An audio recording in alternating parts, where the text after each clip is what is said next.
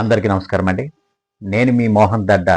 మీరు చూస్తున్నారు Mohan దడ్డా మోటివేషనల్స్ Telugu YouTube channel. టాపిక్లోకి వెళ్ళే ముందు ఈ వీడియో కనుక మీకు నచ్చినట్టయితే లైక్ చేయండి, షేర్ చేయండి, సబ్స్క్రైబ్ చేయడం మాత్రం మర్చిపోకండి. మీరు మాకు ఇచ్చే సపోర్టే మాకు కొండంత బలం. కొంతమంది జీవితంలో వెళ్ళాల్సిన గమ్యానికి చేరకుండా పక్కకు తప్పుకుంటారు.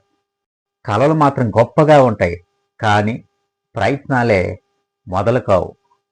కొంతమంది లేనిపోని కారణాలతోనే జీవితంలో ఓడిపోతుంటారు. అవేమైనా పెద్ద పెద్ద కారణాలంటే అవి కావు, కేవలం చిన్న చిన్న కారణాలే.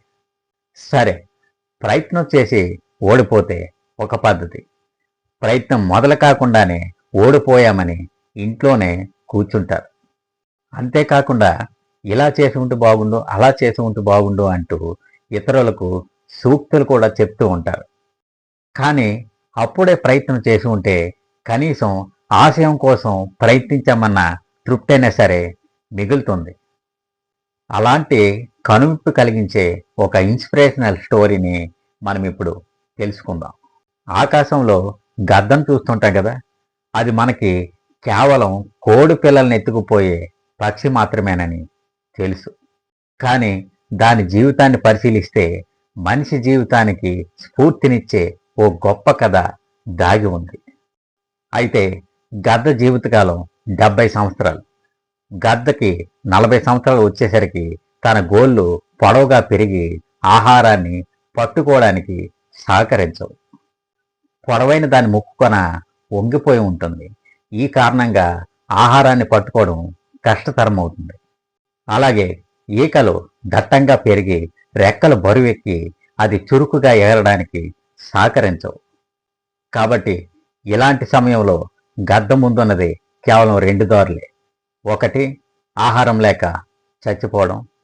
2, తనను తాను మార్చుకోవడం. అయితే గద్ద 2వ దారిని ఎంచుకుంటుంది. ఆ మార్పునకు చాలా రోజులు పడుతుంది.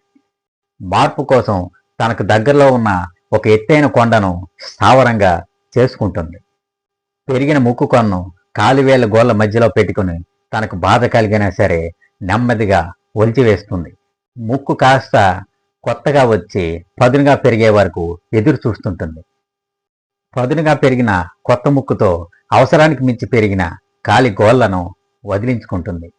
అలా తన ఈకలను తానే పీకేస్తుంది. ఆ విధంగా మళ్ళీ కొత్తగా జన్మిస్తుందన్నమాట. బరువుగా ఉన్న తన రెక్కలు తేలికైపోతాయి. ముక్కు మళ్ళీ పదునుగా మారుతుంది. గోళ్ళు ఏదైనా పట్టుకుంటే వదలకుండా తయారవుతాయి. మళ్ళీ బతుకు పోరాటంలో దూకేస్తుంది. కాబట్టి గద్ద జీవితంలో ఎంతో గొప్ప స్ఫూర్తినిచ్చే కథ దాగి ఉంది.